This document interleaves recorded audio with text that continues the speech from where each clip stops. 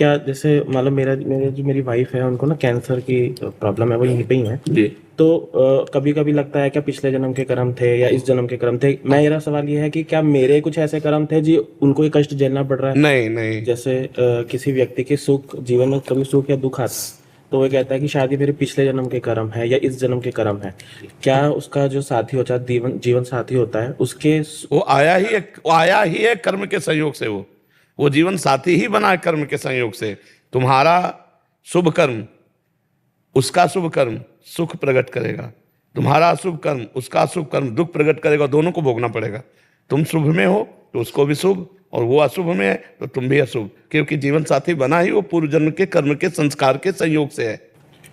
तुमको कष्ट झेलना पड़ रहा है क्योंकि तुम्हारे भी कर्म ऐसे पीछे के थे कि तुम्हारी पत्नी के शरीर में कैंसर हुआ। वो कैंसर से पीड़ित हो, तुम उससे पीड़ित हो। उसमें जो कैंसर आया उससे तुम पीड़ित हो। पैसा खर्चा होगा, बार बार मृत्यु का चिंतन होगा, कहीं ऐसा ना हो कि बार बार बिछुड़ने का शोक होगा। तो ये आपको ये कर्म के फलस्वरूप है। और आज यहाँ पे आके ये पता चल गया कि बिना राधा रानी की कृपा से वृंदावन के कोई दर्शन नहीं कर सकता, क्योंकि मेरा कोई प्रोग्राम नहीं था। बट किस तरीके से कृपा बनी, मैं उनके साथ हाँ बिल्कुल बिल्कुल। राधा रानी जी से एक बार एक ये कह दीजिए वो जल्द से जल्द ठीक हो जाए। नहीं, ये तो हम इसलिए नहीं कहते।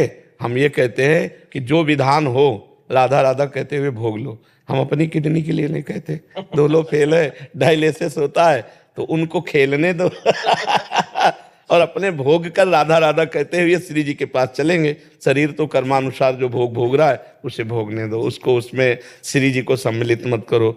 महारानी जो ठीक कर दें, नहीं, महारानी जो आपको जो ठीक लगे वो करो। राधा राधा राधा तो उनको यही ठीक लगेगा। कोई अपने बच्चे को दुखी नहीं देखता, कोई अपने जन को दुखी नहीं देखता। तो आप यही प्रार्थना करो और नाम जप करो राधा राधा। ठीक है, हम लोग ऐसा करें कि श्री जी के ऊपर छोड़ दें कि आपको जो ठीक लगे वो आप करो। हम आपकी हैं, बस आपका चिंतन न भूलें, आपकी सेवा न भूलें।